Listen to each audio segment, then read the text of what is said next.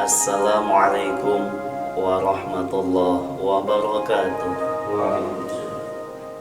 Para pemirsa yang dirahmati Allah, jika kita mendengar dan sudah mengetahui tentang Wangsit Prabu Siliwangi dan ramalan Serat Jangka Jayabaya akan hal keberadaan dan munculnya bocah Angon, itu masih diselimuti misteri. Terkadang masih banyak yang dibuat penasaran, apakah memang ada atau tidak ada kebenarannya, atau cuma sekedar dongeng belaka. Dan kalau memang ada, siapakah beliau yang sebenarnya? Para pemirsa yang dirahmati Allah, perlu diketahui bahwa sejarah cerita tentang bocah Angon bukan cuma ada di tanah Jawa saja atau cuma di Indonesia, akan tetapi hal cerita bocah Angon itu sudah ada dan sudah menyebar ke penjuru dunia. Akan tetapi dalam membuka takbir keberadaannya dan memastikan siapa bocah Angon itu sebenarnya, masih banyak orang yang belum mengetahuinya. Bocah Angon dalam arti kata lain adalah anak penggembala, dan perlu diketahui yang digembala atau dijaganya itu bukanlah hewan domba, akan tetapi yang digembalanya itu adalah anak manusia. Apa yang ditanamkan dalam Wangsit Prabu Siliwangi dan ramalan Jangka Jayabaya itu pada dasarnya benar, akan tetapi belum bisa dipahami dan dimengerti karena Wangsit dan ramalannya menyangkut kepada satu cerita di alam dunia. Apakah benar akan turun dan muncul bocah Angon itu? Tentu sudah pasti. Itu pun nanti jika Dajjal sudah muncul, maka beliau akan turun untuk meluruskan domba-dombanya menggiring ke arah jalan yang benar. Para pemirsa yang dirahmati Allah, jika selama ini kita sering mendengar kebanyakan orang di dalam menanggapi atau berpendapat tentang hal wangsitnya Prabu Siliwangi dan menafsirkan tentang ramalan Jangka Jayabaya, tentang lakon sejarah adanya cerita bocah Angon itu cuma berpusat ada di tanah Jawa atau di Indonesia saja.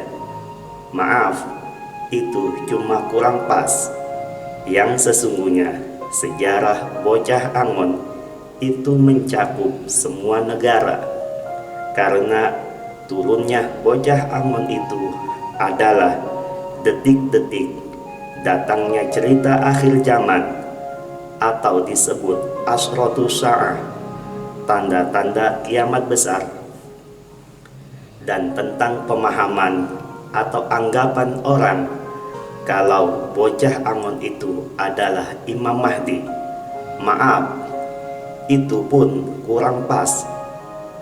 Cobalah cari tahu di dalam Alkitab, siapakah orang yang mengatakan, "Aku diutus hanya kepada domba-domba yang hilang dari umat Israel."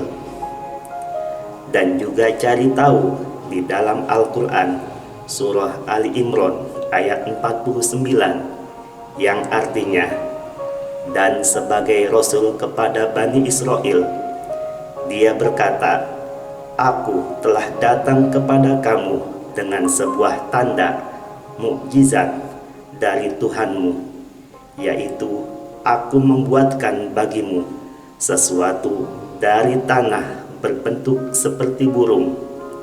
Lalu aku meniupnya, maka ia menjadi seekor burung dengan izin Allah.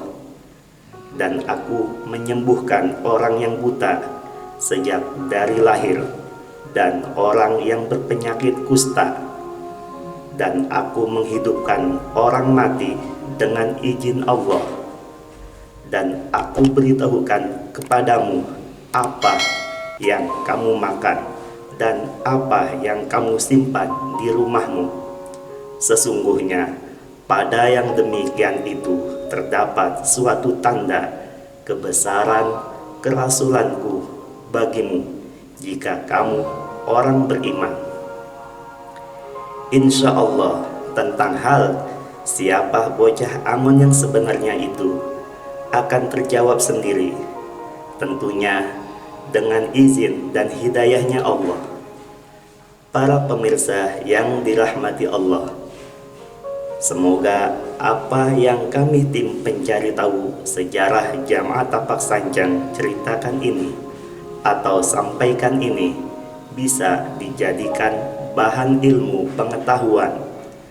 Dan apabila ada kesalahan serta kekeliruan tentang cerita sejarahnya bocah Angon, kami mohon maaf dan dimaafkan lahir dan batin. Akhirul kalam, khudh ma sofa da' ma kadar, wallahu a'lamu bishawab, wa ilaihil marji'u wal ma'ab. Wassalamualaikum warahmatullahi wabarakatuh.